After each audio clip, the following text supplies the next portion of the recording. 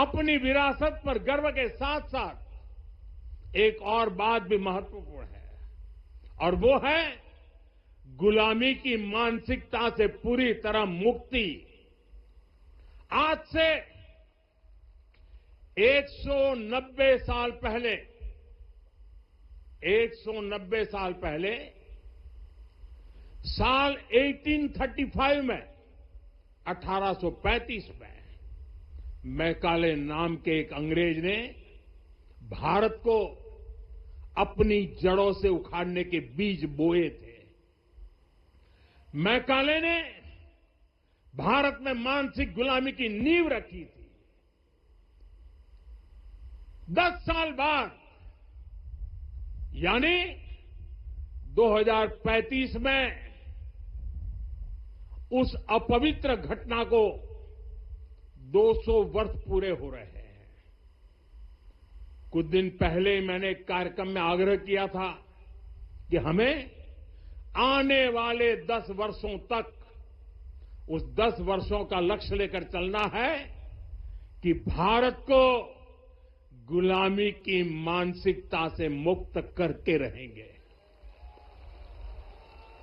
साथियों, सबसे बड़ा दुर्भाग्य यह है कि मैकाले ने जो कुछ सोचा था उसका प्रभाव कहीं व्यापक हुआ।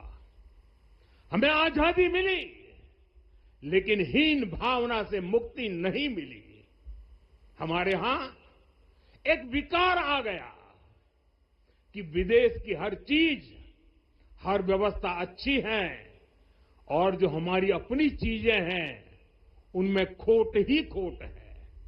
साथियों, गुलामी की यही मानसिकता है जिसने लगातार यह स्थापित किया। हमने विदेशों से लोकतंत्र लिया।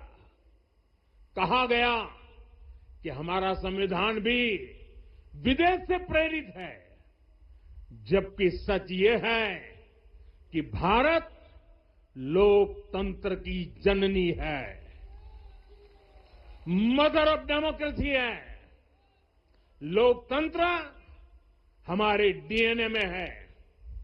साथियों, अगर आप तमिलनाडु जाएंगे तो तमिलनाडु के उत्तरी हिस्से में उत्तीरमेरूर गांव है। वहां हजारों वर्ष पहले का एक शिलालेख है। उसमें बताया गया है कि उस कालखंड में भी कैसे लोकतांत्रिक तरीके से शासन व्यवस्था चलती थी, लोग कैसे सरकार चुनते थे। लेकिन हमारे यहां तो मैग्ना कार्टा की प्रशंसा का ही चलन रहा।